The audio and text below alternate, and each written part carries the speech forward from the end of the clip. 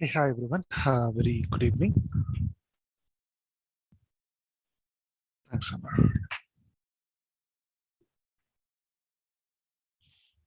So, welcome back to Everyday Learning Program with ExcelR. Mm, Hi, Srisha. Good evening. Hi, Harsh. So, is my voice is loud and clear to everyone? Hi, Jyoti. Hi, Astush. Hi, Jagdish. Kala, clear, sir. Wonderful. All right, then. So, let's do a quick recap and then we'll get into today's topic. So, the last session we discussed about what? The last session?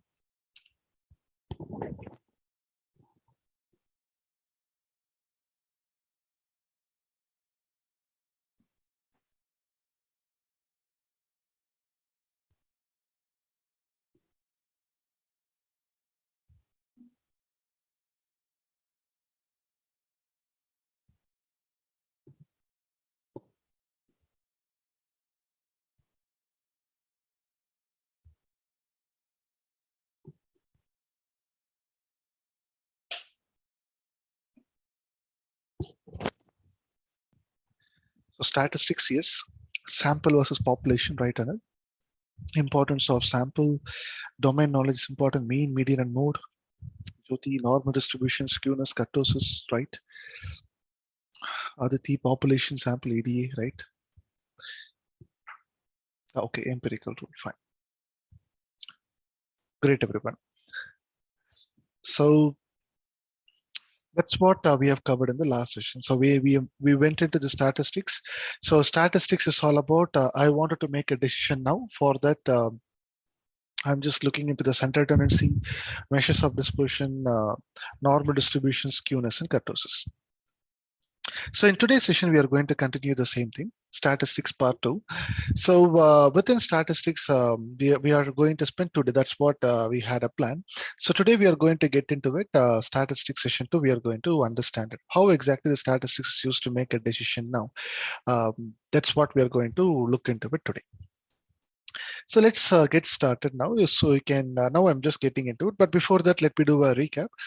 So we understood the life cycle of a data scientist. It starts with business understanding, data collection, data understanding, data preparation, model building, model training, model testing, model evaluation, and then model deployment, and then model uh, continuous maintenance, we can say.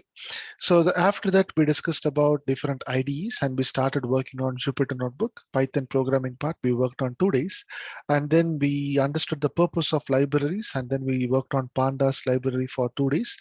And we understood how exactly Python, with Python and this Pandas library, we can analyze the data, we can pull out some meaningful insights from the data by using this chain method, some functions like group by, apply function, merge function, concat, everything we understood. And then we worked on Python again data visualization with Python libraries like Matplotlib, Seaborn, and Plotly. And then again we got into the statistics, where exactly in the last session we discussed about measures of center tendency, dispersion, skewness, kurtosis, and normal distribution. So in today's session, we are going to get into the second part, that is random variables and probabilities, which is again available inside this particular statistics topic itself. Now, let me get into it. So with respect to this, we are going to work on the first 20 minutes. It's going to be 20 to 25 minutes. It's going to be theory. And then we will be getting into completely scripting part. We are going to work on it. So that's the plan for today. And tomorrow we will be getting into machine learning. One use case we are going to pick it up and we will be getting into that.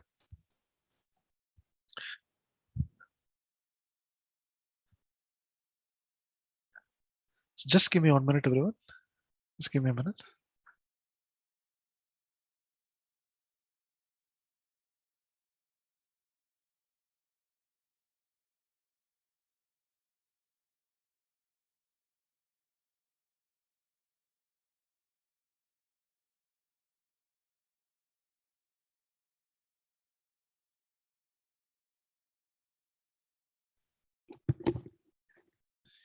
All right.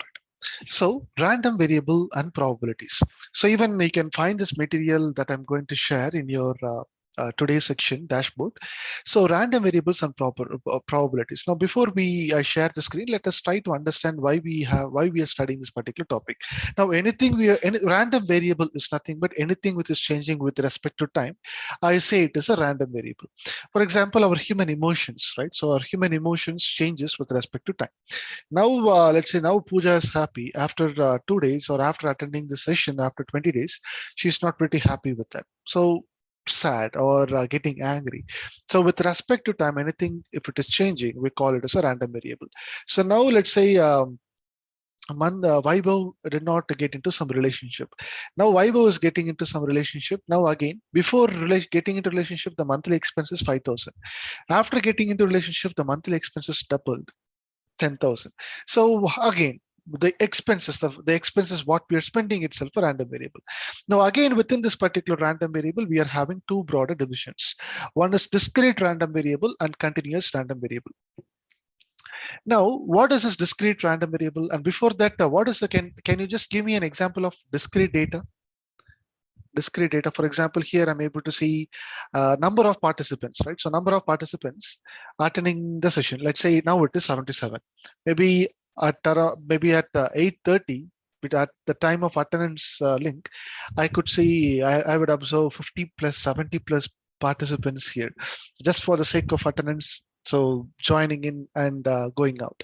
So now again, it is a number of participants itself a random variable.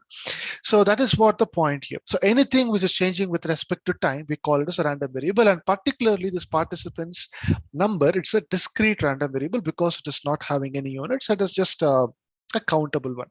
So can you just give any other examples? Yes, Satyam, right. Can you just give any example of other discrete random variables? Discrete random variables. Just think it, and you can post your ideas on the chat box.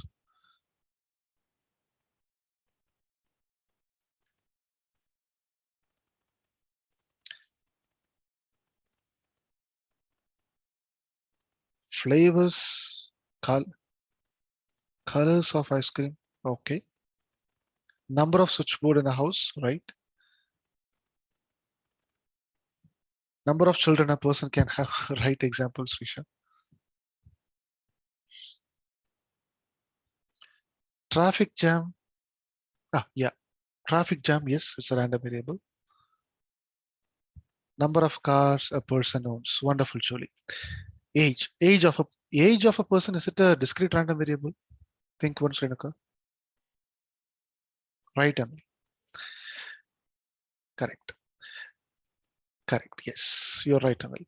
So now can you just give me an example of continuous random variable? Continuous random variable. If you understood about continuous data, you should be able to give an example of continuous random variable. Height of a person, continuous random variable. Stock price, yes. Age of a person, temperature, digital signal. Weight of a person during pregnancy, right. Bank balance, right. Wonderful. I think you all understood this particular difference between discrete random variable and continuous random variable. Now, the point which I even shared in the last session is nothing but to deal with this randomness in the data set, we are relying on probabilities. Let me repeat this point, very important point it is. To deal with this randomness in the data, we are knocking the door of probabilities. What is it? Now, again, the same example, let me pick it up. The last session also, I've just mentioned the same. Monday, Tuesday, Wednesday. The next day is Thursday. Everybody knows that. Is there any randomness here? Is there any randomness to make a statement? No. There is no randomness at all. But now you wanted to make a statement of what would be the weather tomorrow. Can I say tomorrow's weather will be exactly equal to 32 degrees Celsius? 100%? No, I can't say that. Unpredictable. We can predict it, but the point is if you're saying exactly equal to 32 degrees Celsius, the probability associated with that is nothing but what? When I'm saying tomorrow's morning temperature will be exactly equal to 32 degrees Celsius. Now the probability associated with that is equal to, we know that the probability values ranges from 0 to 100. So what would be the value that you think of? Can you just give me a number? Srisha, okay. Let me repeat the question. The probability of tomorrow's temperature will be exactly equal to 32 degrees Celsius. What is the probability that you would give? Okay. Chaitanya, okay.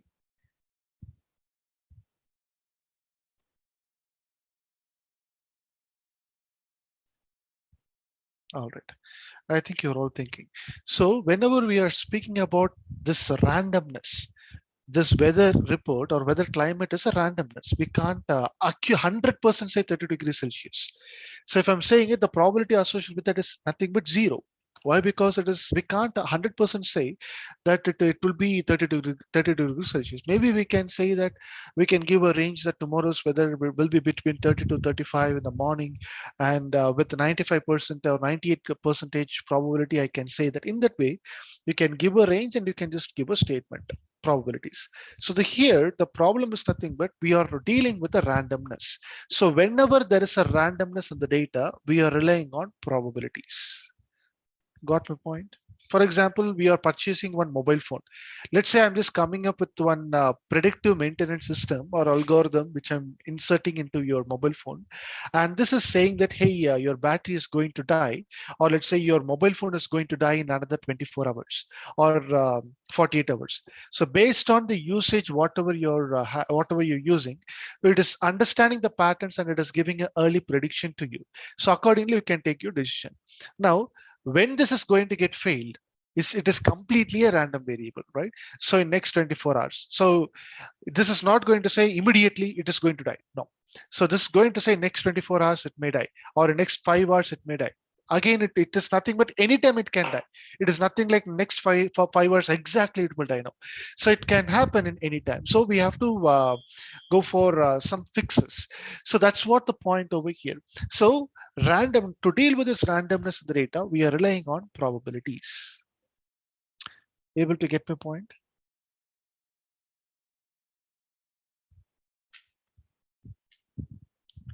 All right. That's what even the last session I mentioned this point. Randomness is the root of all probabilities. Now, let me just share this screen. You can just take a look at it.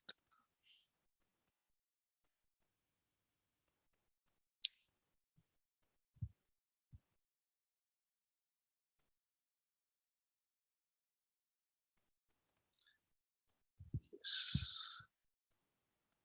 Just take a look at it. Random variable and probabilities. So there are two divisions. See, this random variable is nothing but anything which is changing with respect to time, we call it as a random variable. So there are two divisions in random variable. One is discrete random variable and continuous random variable. So here I've just given some examples.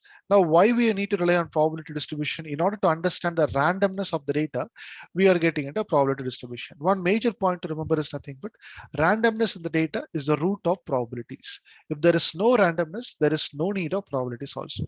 Now, as we understood, we are having two divisions in random variable. One is discrete random variable and continuous random variable. To deal with this discrete random variable, we are having discrete probability distribution. To deal with this continuous random variable, we are getting into continuous probability distribution. So in order to understand the distribution, see one example, discrete probability distribution is nothing but here, see this. There is a randomness in the data. Let's take this example here. I think I mentioned it. So 2 times flipping a coin. Let's say here, I'm going to flip a coin 2 times. Some traditional example I'm just picking up to make you understand. So here, what are all the possible outcomes when you're flipping a coin 2 times? Maybe 2 times you can expect head. At the means 2 coins you're flipping it, right? At the same time, you're flipping 2 coins. Now, what can happen at one coin you might get head, and the other coin you might hit head. What are the other possibilities? One coin will hit the head and the other coin will hit the tail. And the third possibility is one coin will hit tail and the other coin will hit head. So and tail and tail. So these are all the four possible outcomes that you can just expect with respect to this particular thing. Now, I just wanted to understand, this is a completely a discrete data, right? So what is the possible outcome? Discrete data. Now what I'm doing, I'm just taking this and I'm just representing in one graph. I'm just trying to raise some questions here. All right. Um, Here, what is the probability of coin exactly hitting 0 hits? What is the probability of the coin, 2 coins hitting 0 hits? There should not be hits at all. What is the probability based on the occurrences what you have? Is it 0? I should not have 0. I should not have 0 hits. 0 hits. It's nothing but you have only one, right? So 1, 2, 3. 3 is selected. Only one it is not available. So which means that 3 are selected. 3 by 4. Got it? 3 by 4. 0 hits. So there is only one time where I'm getting 0 hits. 3 by 4, which is nothing but it is 75%. Now my next equation, what is the probability of X getting maybe, sorry, it is not 3 by 4, it is 1 by 4 basically. Only one time, right? Sorry for that. 0 hits. Only one time I'm getting 0 hits. Sorry for that. That I was wrong there. 1 by 4. So it is 25%. Now, what is the probability of getting exactly one hit when I'm flipping the coin 2 times? Exactly one hit. HT and TH, which is nothing but 2. That is 2 by 4, which is nothing but 50%. So there are 50% chance when I'm flipping the coin 2 times, I will be getting heads or exactly one head. That's what the chance. Now, what is the probability of getting exactly 2 hits when I'm flipping the coin, when I'm flipping 2 coins at the same time? What is the probability of getting 2 hits when I'm flipping 2 coins at the same time? Is again only one. So 1 by 4, which is nothing but 25%. Now, when you sum this up, 50 plus 25 plus 25 is 100%. Now you take this information and you plot it in one graph. Let's say here it is hitting 0 hits, 1 hits, and 2 hits. So here I would just give a range from 0.25%, 50%, 75%, 1.0, that is 100%. Now what is here, it is nothing but the discrete data, right? So flipping 1, 2, 3, 1 hits and 2 hits, it's just countable. So y-axis speaks about probabilities. Now what is the probability of getting 0 hits? Is nothing but 25%. What is the probability of getting 1 hits if I'm flipping the coin 2 times? 50%. 50. What is the probability of getting 2 tails? Sorry, 2 times hit? Again 50%. So when you take the discrete data and when you plot it in this kind of graph, we call it as, this kind of plot is called as binomial distribution. All right, we call it as a binomial distribution. Now, to understand the discrete random variable, we are relying on discrete probability distribution. And there are a lot of discrete probability distributions which is available. You can read about it. One of the discrete probability distribution we call it as a binomial distribution, where exactly in x-axis we take the discrete data, 0 hits, 1 hits, and 2 hits. And now in y-axis, I'm just relying on the probabilities. Now, by looking into this particular chart, I can explain what I can explain. Hey, let's say when you're flipping the coin 2 times, what is the probability of getting exactly 1 hits? So exactly 1 hits, 50%. So there is 50% chance that I will be getting 1%. I will be getting hits. That's what this point which I'm trying to explain. Got my point, everyone?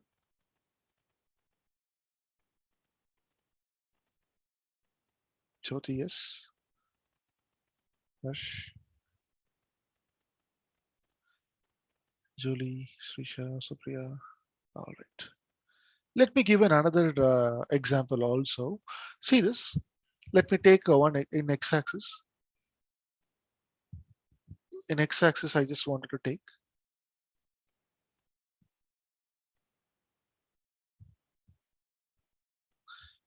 x-axis. Let me take maybe what course you have to enroll now, whether it is data science course, or whether it is data analyst course, or whether it is a Java program, or whether it is a Scala program, or whether it is .NET developer, or whether it is a Ruby developer, or whether I have to go with CAD.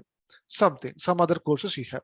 So in x-axis, I have taken which courses I have to enroll. Is it a discrete data or a continuous data? Discrete data or continuous data?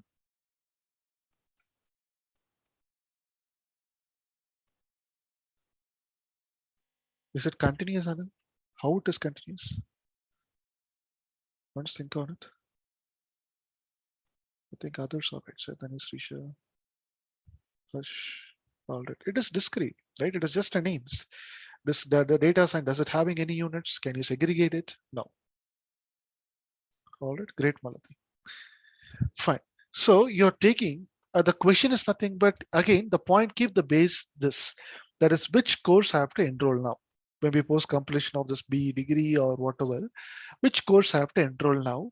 And again, you're having in your mind which courses will give me a good returns in future. I wanted to get a good salary. So which course it's giving me a good returns in the market I wanted to study. Or let's say he's in the y-axis, I'm just going to take percentage of increase. Let's say you're doing some study and here it is maybe with whatever you're expecting, maybe 10% increase, 20% increase, 30% increase, 40% increase, 50% increase, 60% increase, 70%. In this way, you're having it. Now, let's say if those who are enrolling for data science or AA program, they are getting a maximum up to 60% of hike. 60% of hike in the job market, and whenever they're studying. Data analysts, they are getting something like 30% hike. Java 20% hike. Scala 20% hike. .NET maybe 30%. Ruby maybe 30%. CAD maybe 40. Just I'm just giving a random figure. Now by looking into this is a binomial distribution. Now by looking into it, we are able to come up with one conclusion. That is, hey, if I'm enrolling to this data science, I will be getting a 60% salary hike from my current salary, or it will be if I'm fresher, I will be getting good salary also. So this data, discrete random variable, this comes discrete probability distribution, and this is a binomial distribution which is helping us to understand which course I have to enroll now. So your statistics completely is going to help you to make a decision now. Got my point, everyone?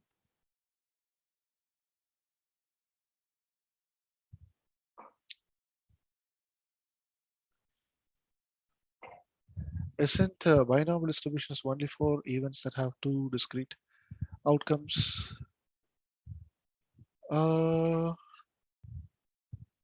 There are basically a lot of other distributions, Jyoti. Here I'm just trying to explain. With discrete data, to rely on probabilities, we are having a lot of other distributions as well. But this is one among them, binomial distribution, that's it. Just trying to explain what are the other possibilities. All right, Dr. Veera. So now, to understand this continuous probability distribution, I think you are all able to understand. So to get into this continuous probability distribution, we are getting into something called as normal distribution. So now we will just get into one PowerPoint presentation, which is basically I've given that PowerPoint presentation in your dashboard as well to just to take a quick summary of whatever we learned till now, and then we will be working on one script. All right, let me stop share my screen and let me share this.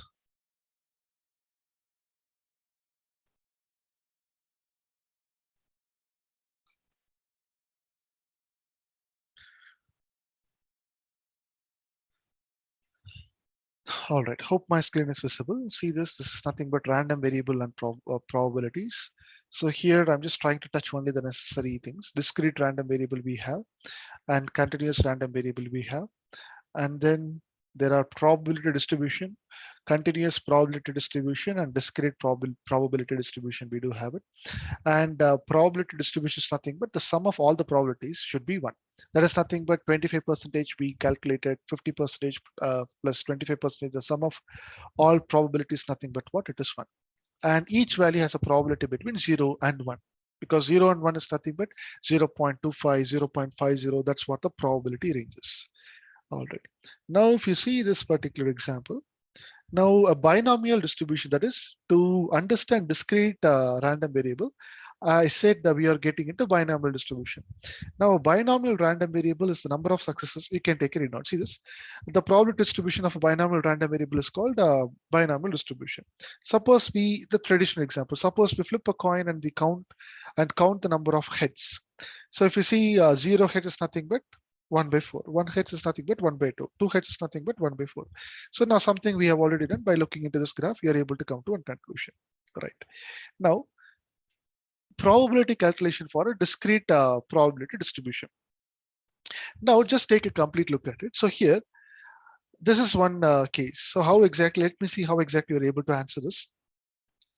The daily sales of a large flat panel TVs at a store is given by this particular data. That is the daily sales, that is zero, there is TV itself, it's not at all selling. Zero sales is nothing but 40%. So there is 40% chance that TV is not at all selling off. Exactly equal to one TV. So the probability of selling one TV per day is nothing but 25%. The probability of selling exactly two TVs per day is 20%. The probability of selling three TVs per day is 5%. The probability of selling four TVs per day is 10%. Now my question is, what is the probability of a sale? Just think on it and you can give me the answer. What is the probability of a sale?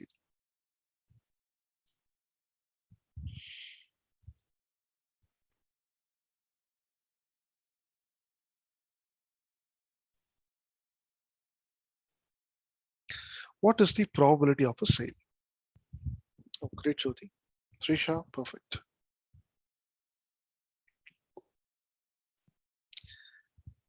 Jyoti and Srisha responded. Can everyone post your answers in the chat box? Let me just look into it. Supriya, 100%. Okay. Renaka, great. That's right.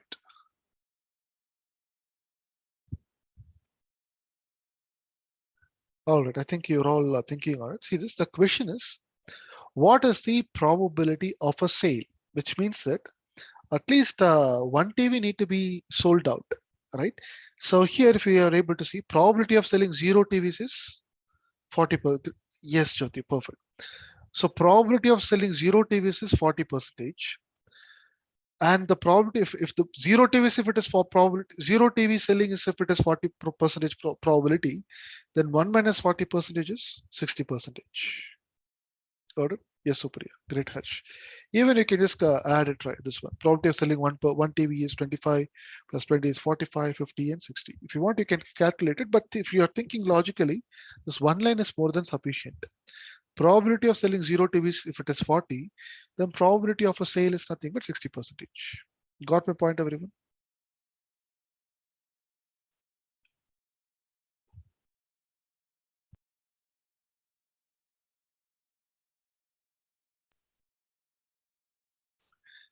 All right. Now the next question. What is the probability of selling at least three TVs? Wonderful, Harsh. Right, Renaka, Srisha, perfect. Great, Jyoti. Chaitanya, perfect. Jagadish, perfect.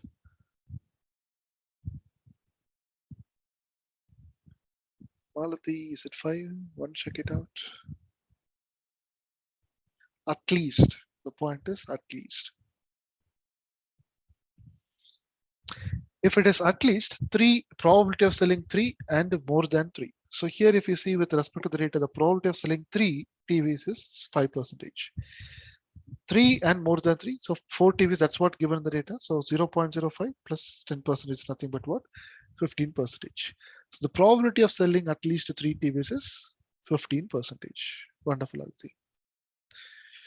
Got it, everyone? So this is the probability calculation for a discrete data. Able to understand?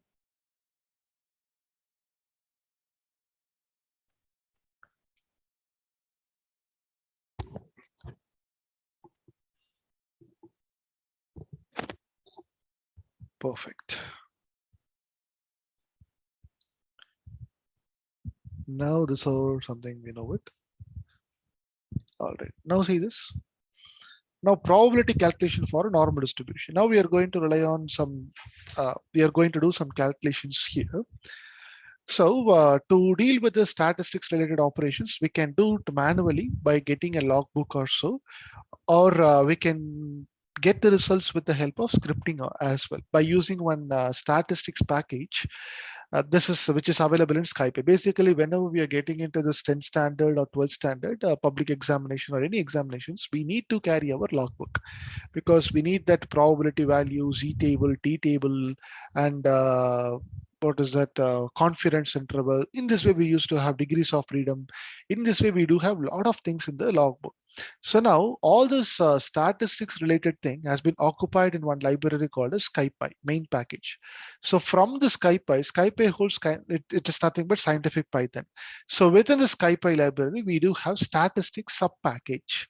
Now within this particular sub package, by using it, we are going to accomplish a statistics process. That is, consider normally distributed random variable given by this to compute probability. So here, if you see, okay, now this part will come back later. This is the question here. Find the probability that the normally distributed random variable has a mean of 60 and standard deviation of 10. And we want to find the probability that x is less than 10. So the point is nothing but, see this, you can imagine in this particular way, that is normal distribution, and the mean mu is nothing but 60, and standard deviation, yes, is nothing but what? 10. Find the probability of x less than 10. That is, if is less than 70. That is, let me take 70 here. So this is the region that we want to find out. Now we can imagine this particular way. There is a classroom where exactly we are having 100 students. Now we wanted to give, let's say here we are having Renuka. Now Renuka wanted to report to her maybe principal, what is the average marks scored by, means how many people, what is the percentage of people will score less than 70 marks. So that I want to understand. So here we are having mean, that is the average, we got it. Standard deviation, we got it. So I want to understand how much percentage of students scored less than 70 marks. That's what. How much percentage of students, let me repeat it. How much percentage of students scored less than 70 marks? That's what I wanted to understand. So to understand this particular point, what we manually do is nothing but we will calculate the Z-score. How many of you have worked on, try to understand the difference between normal distribution and standard normal distribution? Have you all studied about Z-score? I think I've asked you to explore that. Z-score, have you all tried it?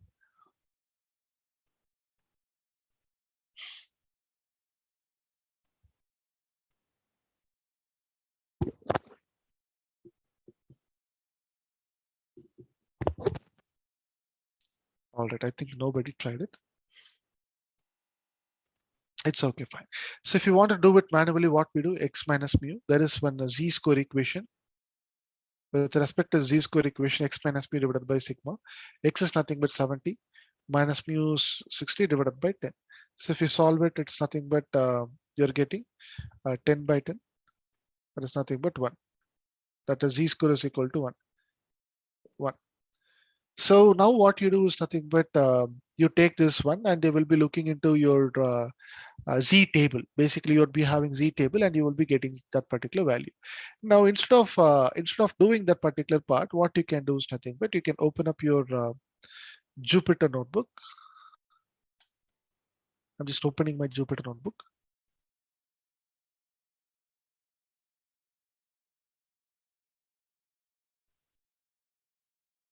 Just opening it.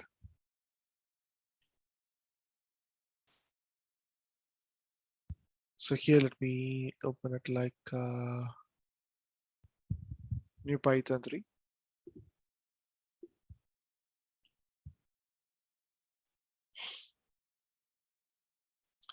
You can give a name random variable.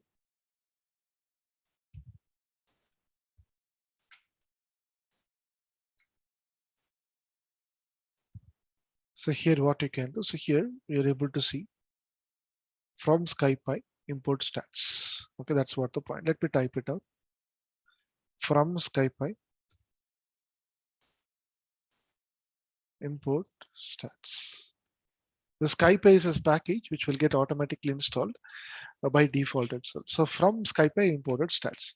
Now within this particular stats module, we are having wonderful hash. Great. So within this stats dot FAQ, you are having a lot of things here. Alpha, Anderson, a lot of things, a Bartlett, Bayesian theorem. So here, since we are dealing with this normal distribution, you can just select this norm, N-O-R-M, yes, norm. And this is a cumulative density function. See this, if you scroll down, you're able to see cumulative density function. Cumulative density function, you can read about it. So within this cumulative density function, by using this, you will be getting this particular perfect value. So here you're having cumulative density function of the given random variable x. X is equal to, that is 70. This particular number we have to give it 70, comma, arguments one you can give it, and location mean you're having it. Location is equal to, next one is scale, Control C. Now what is this particular LOC and scale? We have to understand it. So again, if you go back, this particular one, where exactly LOC is nothing but what? It is mean. And scale is nothing but standard deviation we have to give it. Now what is the mean and standard deviation that we have here? Mean is 60 and the standard deviation is 10. So 60, the LOC is nothing but mean, standard scale is nothing but standard deviation is 10. Now if you see 84.13. Now what is the interpretation here? There are 84%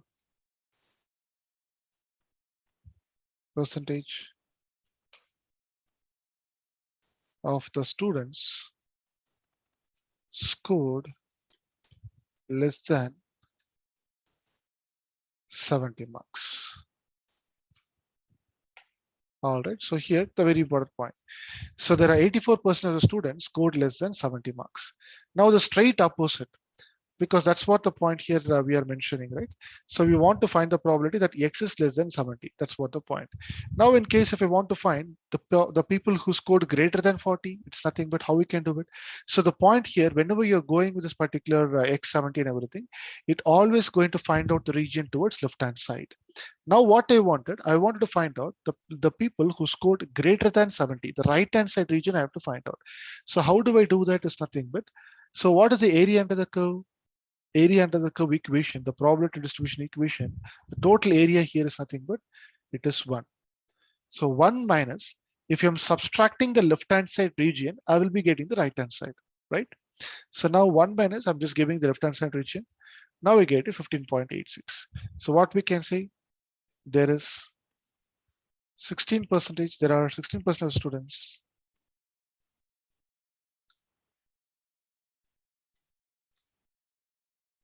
students scored greater than 70 marks. 70 marks. So whenever we are relying on this particular statistics, it is just giving us some idea what decision I have to make now. That's what the point. So here you're able to understand, okay, 16% of students scored greater than 70 and 84% of students scored greater than 70. So here you can do it manually also. But the point here, which I'm trying to explain, with library, it is very easy for us to perform this kind of tasks to make a decision now. So by using this particular part, we can go for the calculation. So now is this part clear, everyone?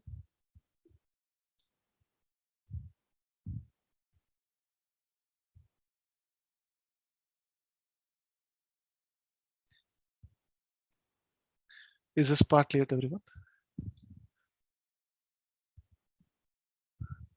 All right, perfect. Now, can you just do this calculation and give me the number? Suppose GMAT scores can be reasonably modeled using a normal distribution. Mu you have, sigma you have. Can you just perform this calculation? Now, basically, there is nothing but there is a group of people who had already given this GMAT scores. Now, what I'm doing is nothing but now this GMAT scores, the complete data, I'm just giving this kind of normal distribution. Now, what I need to do, what is the percentage of people who scored less than or equal to 680 marks? less than or equal to 680 marks. Can you give me the number? Let me give 2 to 3 minutes time. You can just let me know. I'll be on mute until then.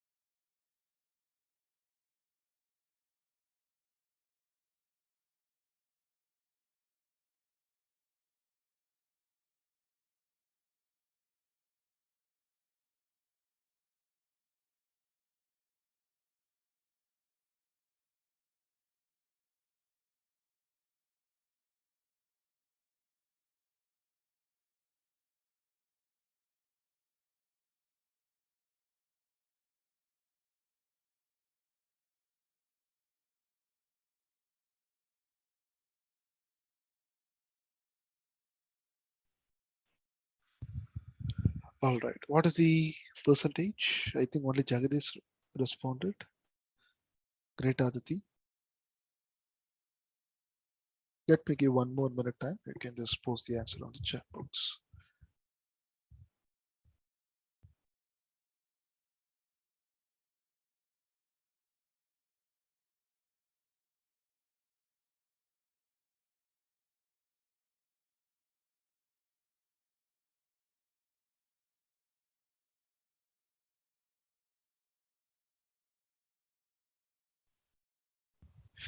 If you're doing it manually, Jyoti, that's not the probability where that's a z-score.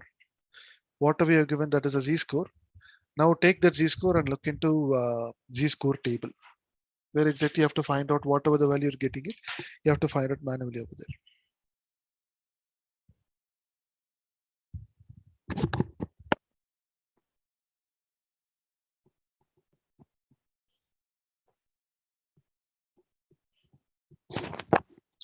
All right, let me do this calculation. So here mean is 711, so standard deviation is 29. The same thing. Copy this. And so obviously let's listen. This value is nothing but what is the value? 680. Mean is nothing but 711.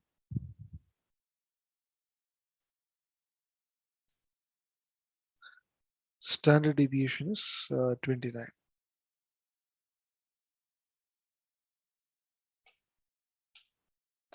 So we are able to see that 14.25% of the students scored less than, we can give it,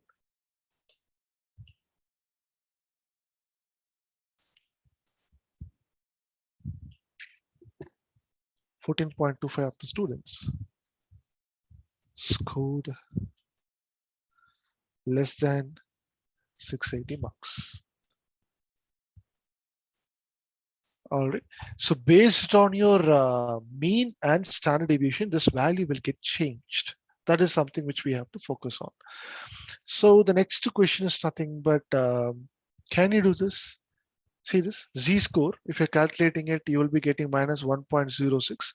Now, if you're finding the value with respect to z table, that is minus 1.06. That is the value, right? So z table.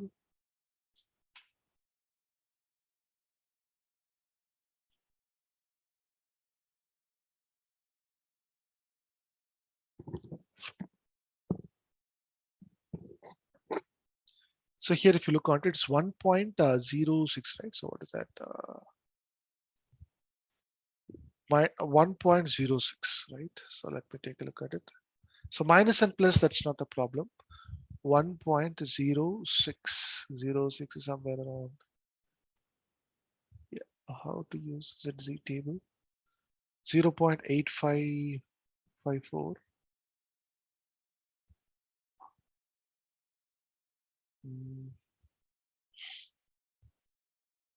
Probabilities using Z table minus 1.06. This is not the thing.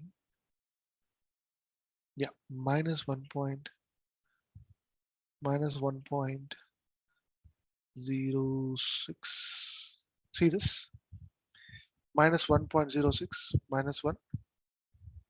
0.06 is here. So if we do this, minus 0.1446. So that's what the value what we got. Maybe bit difference, 14.25, but that's 0.14 is something which we are focusing on. So if you have to take it manually, logbook is required. But if you're relying on the script, you can do this with respect to stats.normal distribution.cumulative density function, where if you have to give the x and mean and standard deviation, you will be getting the value. Got it, everyone? How to check it manually, and also this with respect to scripts by using stats package.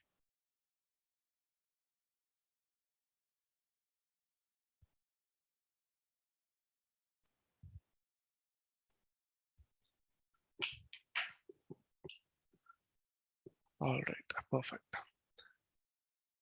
Now let us get into another one more example, and then we will be getting into one break. Okay.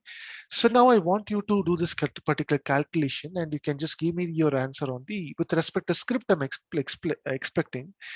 So, what is the probability of the students who scored between 697 and 740 with the same mean and the same standard deviation? Let me repeat it. I just here the answer is already available, like 0.53. But now I just want you to work with respect to scripting, and you can give me the script on the chat box. Now I'll get to know how many of you are really working with respect to scripting. So along with me, you can just post it on, or else you can, if you prefer to watch it, and then if you want to work on it later, that's also completely fine. But I'm just expecting the script for this question on the chat box. So the question is nothing but the same mean. Mean is nothing but, so 711 is the mean, and 29 is the standard deviation. 711 and standard deviation. So two things you have, you can note it down: 711, 29. So this is mean and standard deviation. Now here, what I wanted is nothing but the GMAT scores between 697 and 740. So you can take maybe 3 minutes time, and you can just complete it. I will be on mute until then.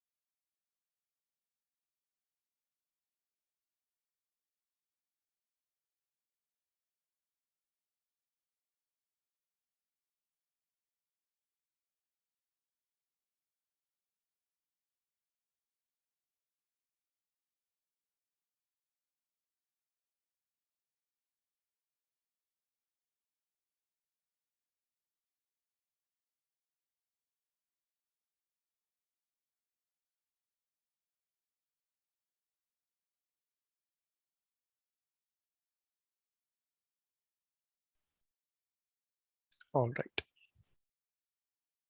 I think I got some answers here.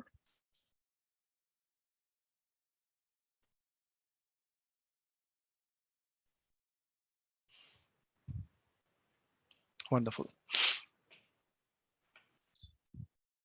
Great, everyone. Appreciate it. Everybody all right here. So see this. I think Aditi has worked on it. Let me copy. So 640 with the same mean 711 minus 697. The same mean and standard deviation, I got it. Let me execute it. 52.67, which means that what is the interpretation here?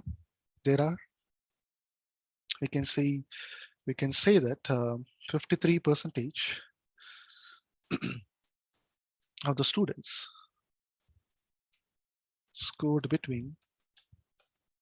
So after coming up with the results, so how we are interpreting the results, that is very important. All right. So scored between 690 and 740.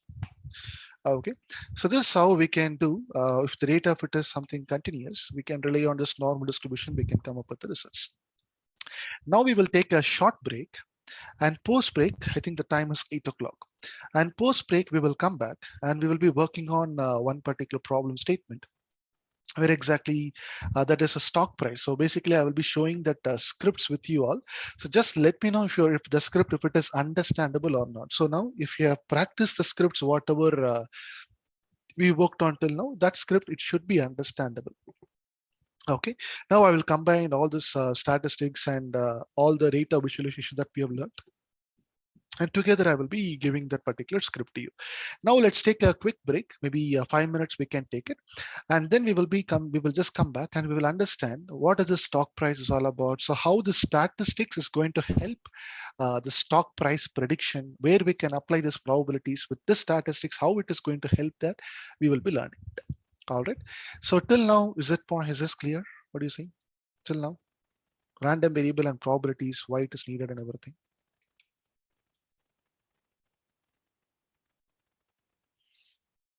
All right, great. Fine then. So it's 5 minutes break. Fine for everyone. All right, so they got it. 5 minutes break. Since it is more theory, I'm just trying to give 2 more minutes break to you all. All right, let's go for 5 minutes break now. So now the time is time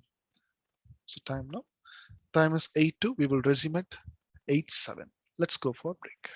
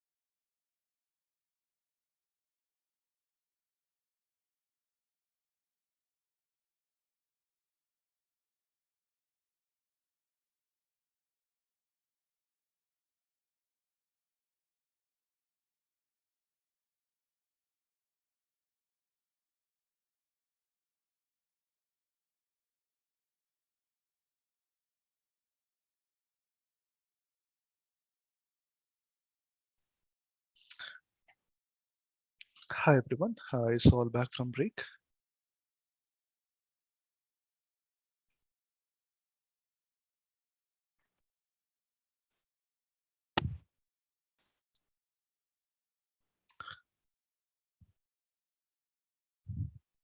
Yes, everyone back from break. Once confirming.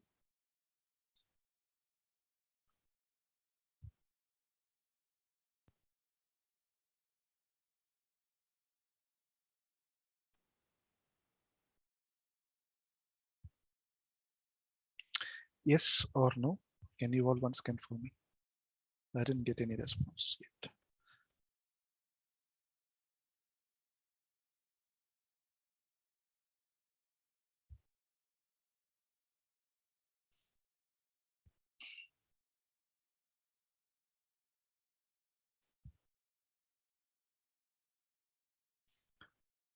All right, fine. Thanks for confirming, everyone.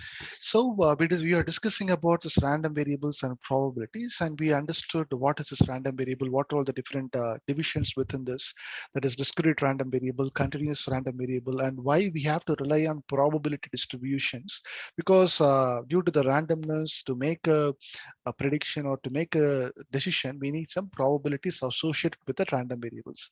So now if it is a discrete data, we are relying on binomial distribution. We looked onto the calculation. If it is a continuous data, we are relying on um, normal distribution, and we looked at one example. Now we are going to get into one important use case, very commonly used, that is nothing but stock prices. That is, before I share the screen, has anyone purchased some stocks on stock price or something?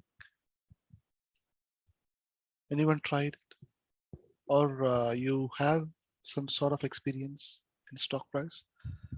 Jagadish, no. Aditi, Harsh, no. Oh, most of you don't have it. All right, Alhamdulillah, no. Fine. Then let me explain. Let me help you to understand what exactly over there is happening. Basically, we are having in stocks and everything, there are hundreds of companies it's available. And within one company, they do have multiple products. Let's say here, Shashwat and Leelavadi, they wanted to invest their money on Google. Within Google itself, they do have multiple stocks. So in case if I'm investing on one particular stock with the Google, so with that stock, if it is getting a good profit, because 1 minute. So if that stock, if it is getting a good amount of profit, so as an investor, we are an investor, because let's say here we are having Suresh. Now Suresh wanted to open up a business. Now what Suresh will do, Suresh, to open up a business, Suresh needs some investors, because he's having some idea. He needs at least 15 lakhs to 20 lakhs amount to start off with a business. So what he would do, he will go and search for investors. Now at the end of the day, even if people are investing on Suresh, they would need in return. So in return, they would expect somewhere around 60% or 50%, 50 to 50 profit. In that way, we used to have a percentage wise deal. So now as an investor, if we are going for stock prices, we are investing our money on top of the company stocks, let it be any company. So at the end of the day, if they are getting a good profit with respect to that stock, so we will be getting some percentage wise profit. In case if they lose, you lose. In case if they're going with a loss, again, as an investor, we will also lose our money to some extent. So if you are investing more money, you will be getting maybe more money, you will be getting a good profit also. Less money, less profit. And again, the one important point to be noted, if you're investing more money, you should be ready for higher risks. For example, maybe now the IPL is happening. I'm not sure how many of you are going for betting and everything, but my friends, my colleagues, they used to do it. So in case if they're investing 100 rupees or 150 rupees, in that way they would be getting, let's say 50 rupees profit, 100 rupees profit. Even if they're losing it, 150 rupees, it will be gone. But there are in a higher chances, means there are people who are investing 10 lakhs and 5 lakhs and everything. And they will be getting a profit of 22 lakhs, maybe 25 lakhs, maybe sometimes 30 lakhs. But they will be, that's what the point is.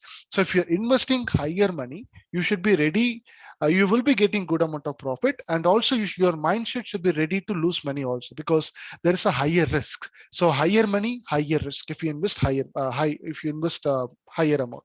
So if you invest lesser money, less risk and less return. So that's what the point is. So now before I invest my money on any particular stock, so how much percentage profit I'm going to get it? So what would be that particular percentage of profit that I will be losing my money in case if I'm investing on this particular stock?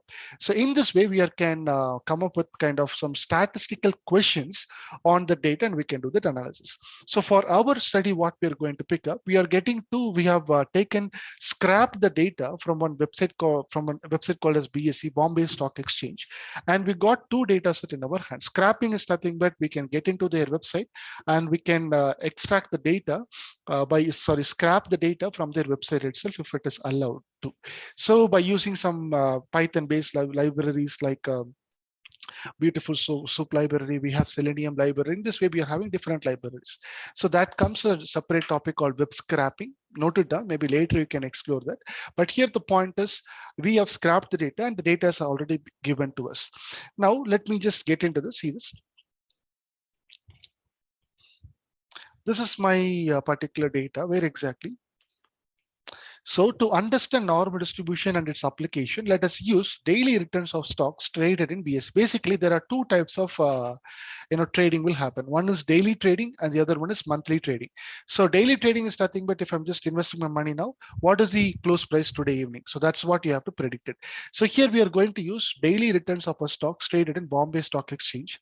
Imagine a scenario where an investor, let's take you can just give your name also. For example, let me take Aditi name here. Let's say, imagine a scenario where Aditi wants to understand the risks and returns associated with various stocks before investing in them. So now Aditi is having some sort of money in her hand. Now she wants to decide which stock she has to invest her money. Now I have to make a decision. So to make a decision now, how statistics is going to help me, that's what we are going to understand now. So for this analysis, we will evaluate two stocks. One is BEML and Glaxo. The daily trading data open and close price for each stock is taken for the period starting from 2010 to 2016. That is nothing but see this is your data set, BEML.CSV. So this is one data set which we have taken. All right. Now these are BEML stocks we have taken it, and when we are looking into the top 5 observations, we are able to have 4th January 2010. Until if you look onto this is a Glaxo data set, date you're having open price. So at that particular 12 a.m., the stock price will get open, and 11:59 p.m. that price will get closed. So open price is this high and low, the in between fluctuations within the day, and the close price is 1,135. And the total trade quantity you got it, and turnover you got it. And for the BEMS stock and this for the Glaxo stock, two stocks you do have it in your hand. And now after data collection, we understood the business, how we are going to, if I'm doing the study, what is that impact that I'm going to get? We have understand it. But the point here is nothing, but this is something which is known to everyone. Higher return, higher risk, right? So if I'm investing more money, it means that high return I will be getting it. Also, it is a high risk. So if I'm investing very less money, I will be getting low return and low risk. So you are in a safer zone. Now, what is your priority? So do you need more money? Your mindset should be like, okay, I will be losing my money also. So, but this point is something known to everybody, right? Even for this, we don't need to get into statistics and we don't need to study. Even first standard student itself, he will be knowing, hey, less money, less profit. He himself knowing it. Now, what is it something as a data analyst or data scientist that we are, or as a statistician, we have to come up with nothing but the numbers, the percentage wise profit that we have to go there. Now we got this particular data. Let us continue this analysis. Now, when I'm doing the study, this BMS stock, the initial investigation I'm doing it, 1,739 observation. That is nothing but it is going till 2016 basically. All right. So maybe let me import it. See this. Let me import this pandas. And I'm reading it. Now, if you see BML data, stock.tail, if you see, the last is, so from 2010 till you have 2016. So 7 years data you're having in your hand. That's what the point. In the similar way, Glaxo stock, and also if you see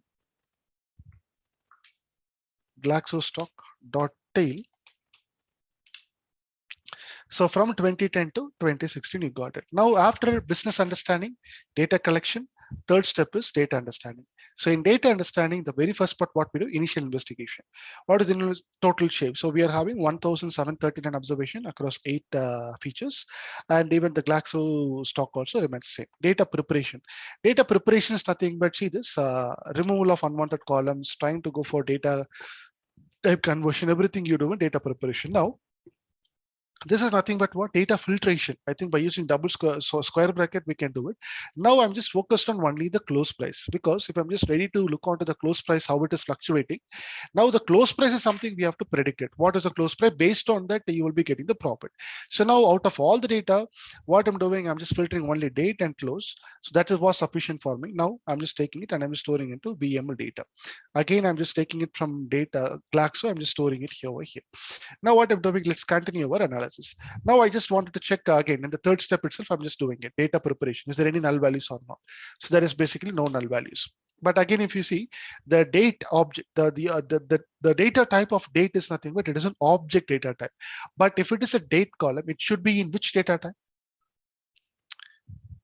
If this is a date column, it should be of which data type? I think I mentioned this. Is there any data type like date hash? What is the date data type in Python? Is it integer, Srisha?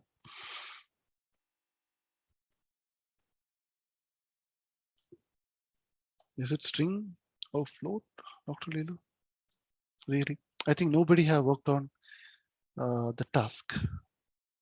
Anyone worked on that sales complete data? Anyone?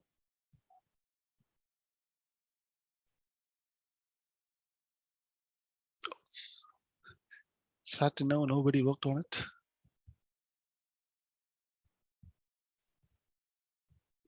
All right, it's fine, but maybe you can note it down later. You can, if you're spending time, you will be getting it. So whenever we are having this date as a column, if you're considering this particular date, it should be in date time data type, date time 64 or date time 32. That's what the data type of this particular date. Because if you are in case if you're using this column for your analysis, in case if you're neglecting it, so here if you see, you have neglected open price. What is that? All the other columns you neglected, right? So you do not consider open, high, sorry, open, high, low, last. You do not consider. Now, in case you're considering date as one of the column in your analysis, so it should be in date time data type. Why? You will understand in some time. Now see this. So here you're having BML data types. It's this date. It is an object, and if you look onto the Glaxo, there is no null values, but also Glaxo it is an object data type. Now I wanted to, whenever you're dealing with this kind of data, date time thing. So just plot it and see how exactly the data, yes, Jyoti, how this particular close, I just wanted to know how this close price is fluctuating. For that, what I'm doing, I'm just plotting it. So this plt.plot. PLT is nothing but your matplotlib. Plot, I'm just in x-axis, I'm just going to take the time, and in y-axis, I'm just going to take the close price. And then X label, I'm giving it customization, Y label and the title, and I'm just showing it. Now, if I'm just looking into this particular graph, look onto the x-axis, it is completely like a black color shade. Why? Because it is 1,790 observations something. So it is not at all coming properly. But now what I'm doing with respect to pandas, this is how I can do it. With respect to pandas, pd.to date time, in case if you're doing it, bml.date, that is a feature, that column you wanted to convert as a date time. Now this column got converted. So here you might not see a big difference, but now if you see with respect to BML data types, see this, it is date time feature. All right. Now, if you're looking into it, see this figure size and everything, I'm doing it. Now the same thing, I'm just giving it over here. Now if you see in x-axis, so 2010, 2011, 2012, 13, 14, 15, 16, 17. Now you're able to see a good fluctuation, or the X label, it is pretty clear. So from 2010 to 2017, how exactly this close price of BML is fluctuating, I'm able to understand it.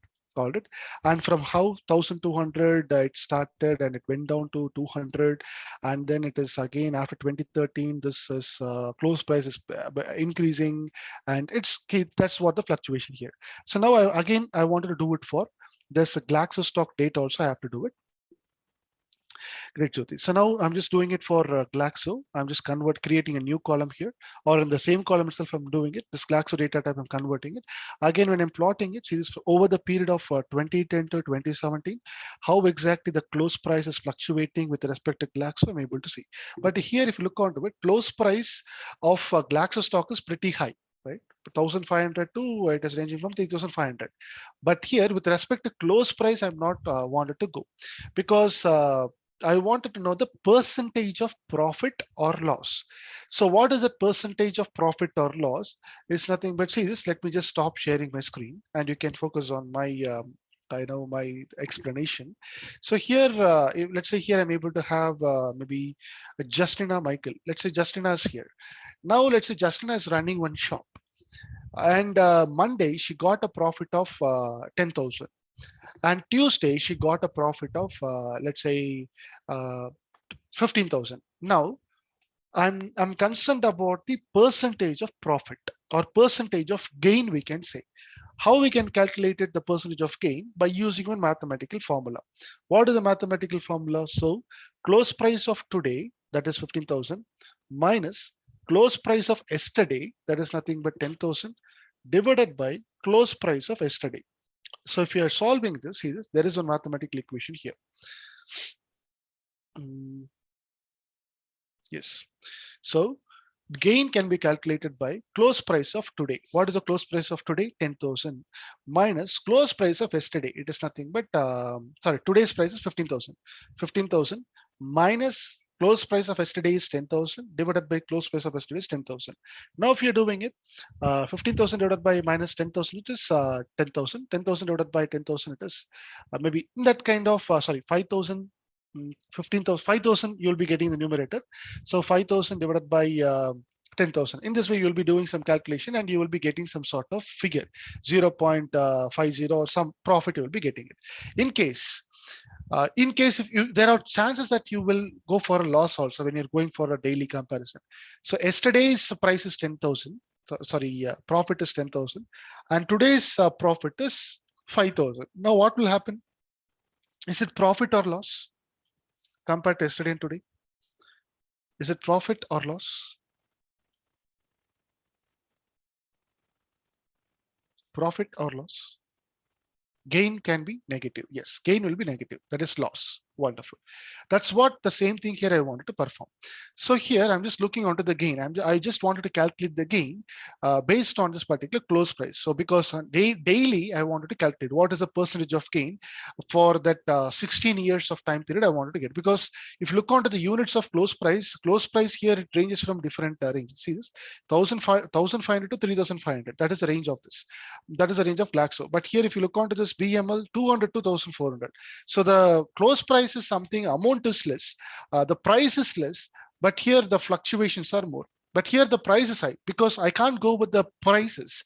I just wanted to know the percentage of profit I will be getting it. Percentage of profit or percentage of loss. That's what my point over here. Are you able to get my point, what I'm trying to say? That is, close price is not something important. I'm saying that percentage of profit or loss, if I'm investing on Glaxo or BML, that is what something important to consider. Is this point understandable? All right. So for that reason, what I'm doing, so BML dot close dot PCT underscore change. That is nothing but, if you read it, this is a method which is available within Pandas itself. See this. So to do here, it's been already done. The method PCT underscore percentage in Pandas will give the percentage change in a column shifted by a period of 1, which is passed as parameters to period. That is nothing but here with respect to periods is equal to 1. I'm doing it.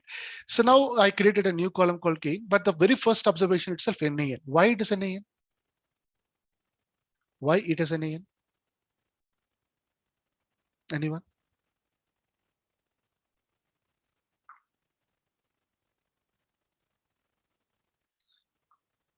It is reference point. Oh, is it so? Is it a reference point? Wonderful, Jagadish. Because there is no data for the previous day. Wonderful, good observation. See this. What is the equation? Close price of today minus close price of T minus 1. So if you take a close price, 1135 0.60 minus, do you have close price here? 0. Divided by close price of 0. So you don't have the values itself for yesterday. Then this will be NAN. All right, wonderful everyone.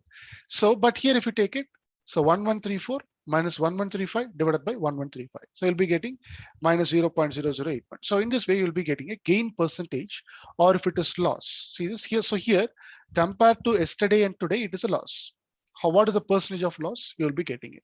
Now, after creating this percentage of loss or gain, again, I'm going to visually see this. Now, BEML stock, I'm calculated it. Now for this particular Glaxo stock also I calculated it.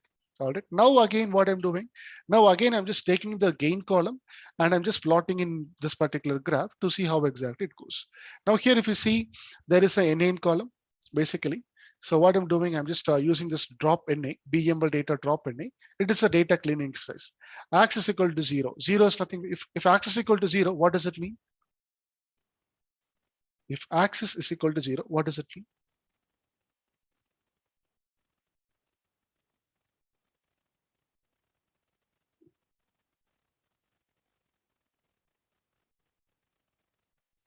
Records will get affected. Wonderful, Harsh. So if x is equal to 0 is nothing but what? Records, or we can say observations, or we can say rows. I want to drop the null values which is present in the rows of this BEML data. And also I've given in place, I think so we have already explained. So by performing this particular operation, what I'm doing, see this, the very first observation in NAN has been gone. Because of this, there is a reduction by one observation. The very first observation has gone. I'm doing it for BEML data, and also I'm doing it for Glaxo data. Now, after this, data should be clean. Already, there shouldn't be any null values in my data set. So for that reason, that's what in data preparation step. In data preparation step, we make sure the data is clean. We make sure the data is everything is in a number-based column. And if it is datetime column, we need to make sure that. And then let's visualize the gain fluctuations. Gain fluctuation is something very important. Now what I'm doing, x-axis I'm taking the date, but in y-axis BML data, gain I'm just looking onto it. Now see this, over the period of time, from 2010 to 2017, how gain is fluctuating for BML. Okay, see this, the 0%, that is gain. And if it is positive, it is more times it is crossed 5%, right? And there are a lot of times which it has hit more than 10% also. And people who are investing there also, many times they have lost around more than 5%. More than, see this is a hit here, right? Over the period of time, if you take a line and if you draw it here, many times they have lose their money more than 5%. Now just compare with the Glaxo. All right, Glaxo. Here, if you see, those who are investing their money on Glaxo, they are losing profit very less, right? Maybe see this 5%, less than 5, only one time, maybe one time or two times we can see they have lost their money above 5% of the total money whatever they invested, and the gain is also pretty less compared to BML. Now the question what I wanted to ask is nothing but which one will give you more return, and yeah, which compared to BML and Glaxo, which stock will give you more return, BML or Glaxo?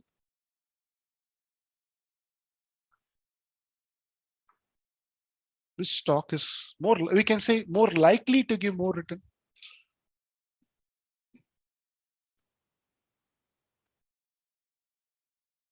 Look on to once, Srisha. Is it Glaxo or BML? Malati, is it Glaxo? See this? Over the period of time, from 2010 to 2017, the profit, most of the time is profit is less than 5%. Great, Malati. Sorry, Malati, for you I'm explaining. But others, Harsh, Jyoti, everyone explained it right. But here, if you look onto it, for BML, most of the times the profit has hit beyond 5%, and there are a lot of times 10%, 15%. So now, which one will give more return?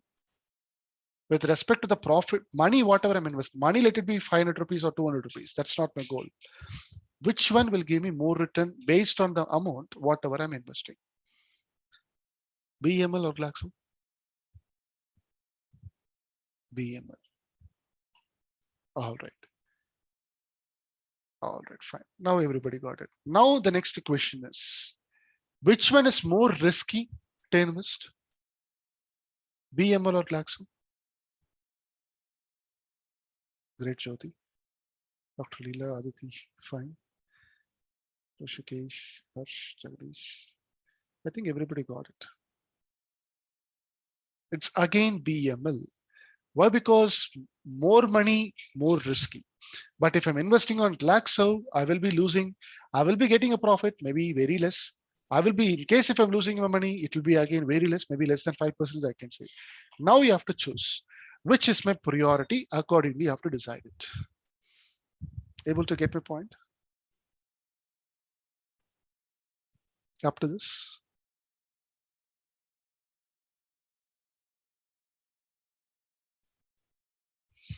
All right. Now, if this point of it is clear, now we are going to get into the next pretty important thing. That is, now we are going to have some reflection questions. That is, what is the probability of making 2% loss or higher in Glaxo? Now, what does it mean? See this, just observe this carefully. Later, you can give your attendances and everything. Maybe you can click on the link for now, but give this complete attention. I will be finishing in another 5 minutes. This is very much important. What is the probability of making 2% loss or higher in Glaxo? What does it mean? Now, if any investor invests on Glaxo, let's say here I'm able to see maybe Harsh is here or Dr. Leela Vadi is here. Let's say Dr. Leela is investing on Glaxo. So what is the probability that she will be losing 2% or higher than, which is nothing but 2% or 3% or 4% money, that she will be losing it? So what is that particular probability? That is nothing but if you take it in a graph, all right, take it in a graph. This is 0, all right, 0.0. Now 2% loss is nothing but what? It will be available left hand side, right? 0.01, maybe 0.02, all right, and or higher. 2% loss or higher, will it come towards the left hand side or right hand side? From this particular line, I have to cover the region left hand side or right hand side. Wonderful. It is towards left hand side. If it is towards left hand side, again I can use that equation. That is, I'm using this particular equation,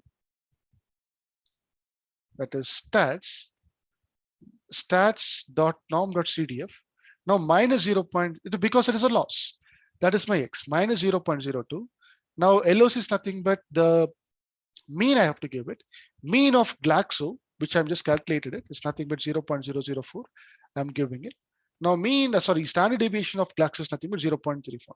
Now the final answer, what I'm getting, 0.0. Now what is the interpretation? That is, there is 6% chance that if any investor, let's say it is Dr. Leelavadi. Now, if Leelavadi, if she is investing on Glaxo, she will be losing 2% or more than 2% of the total investment. There is 6% chance. All right. So now, before I invest my money, what is the percentage of loss that I will be getting it? I'm clear with that. With respect to the past data, whatever I've done, now statistics is going to help me to make a decision now. What would be the percentage? So 2% and more than 2% loss. What is the percentage that I will be losing my money? What is the chance that I will be losing? 6%. Right. Now what I'm doing again, the next equation. What is the probability of making 2% gain or higher in Glaxo? Now 2% is nothing but what? 2% is available somewhere here, right? 0 and 2% gain. Gain is nothing but positive side. 1% and 2%. Now 2% or higher. So now I have to find the region towards the right hand side or left hand side. Right hand side. Now if I'm simply using stats.norm.cdf, it is going to find the region always towards this equation. It is going to find the, or give me the result always towards what? Left hand side. So what need to be done to find the right hand side region? Right hand side probability. What need to be done? 1 minus left hand side. So what I'm doing, the total area is 1. So from 1, I'm just going to subtract this region. So I will be getting this. So now what I'm doing, so 1 minus norm dot x positive and this I'm doing it. So it is nothing but 7%. So there is about, we are speaking about these first two questions is about Glaxo. So now if I'm investing on Glaxo, there is only 7% chance that I will be getting more than 2% or more than 2, only 7% chance. Right. Now let's get into BML. Now the same question applies to BML. What is the probability of making 2% loss? That is, if I'm investing, let's say 1,000 rupees there. If I'm investing 1,000 rupees, what is the probability that I'll be making 2% loss? What is the probability for that? So towards again left hand side. So we don't need to give minus because loss it's towards left hand side. Now I'm giving it 22%. See this higher fluctuation. So there is 22% chance that I'll be losing my money. All right. So that is 22% chance that basically if you are not including this particular term, there is 22% chance I will be losing my money. That's what the ultimate takeaway.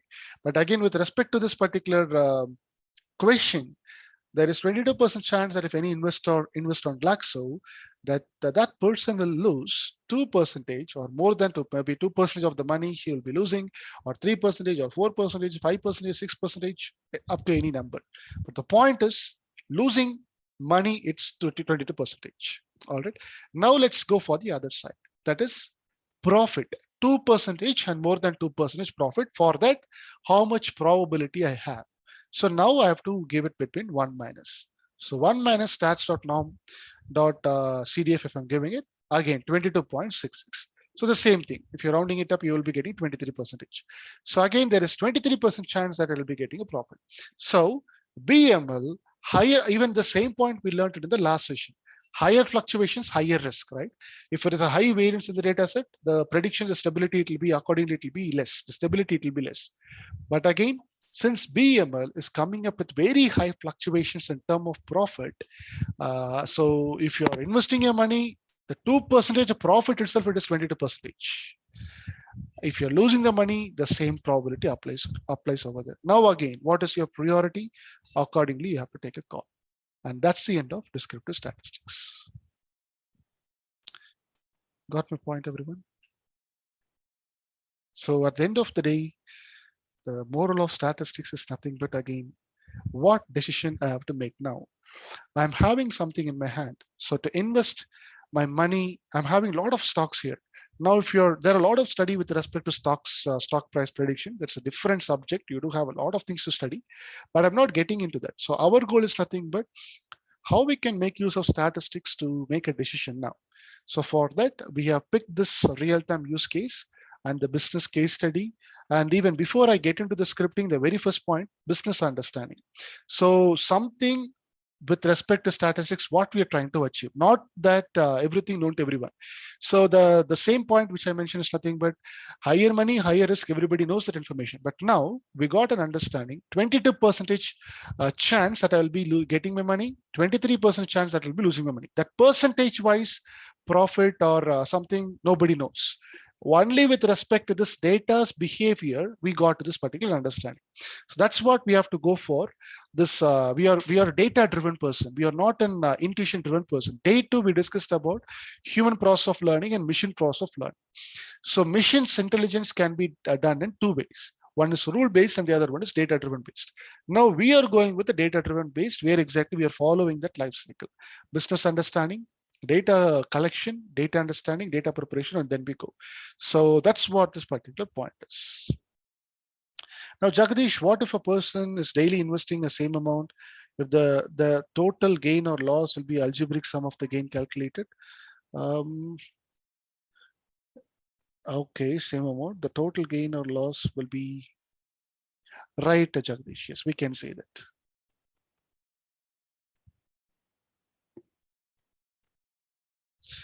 All right.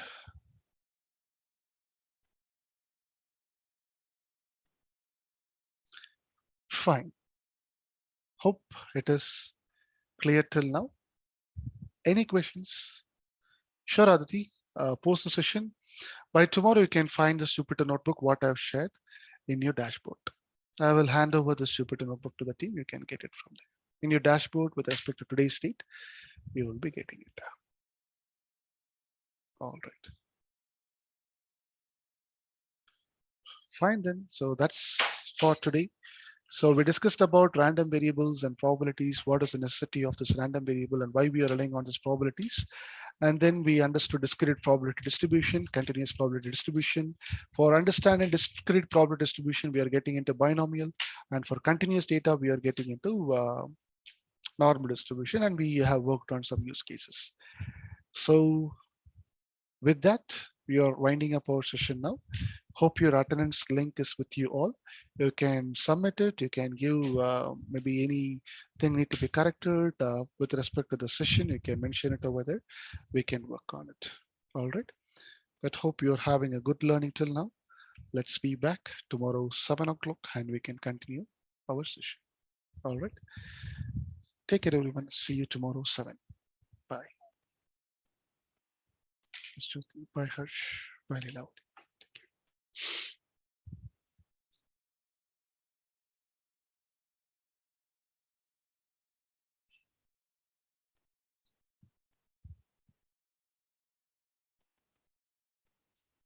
Yes, Marathi. Take care. Bye.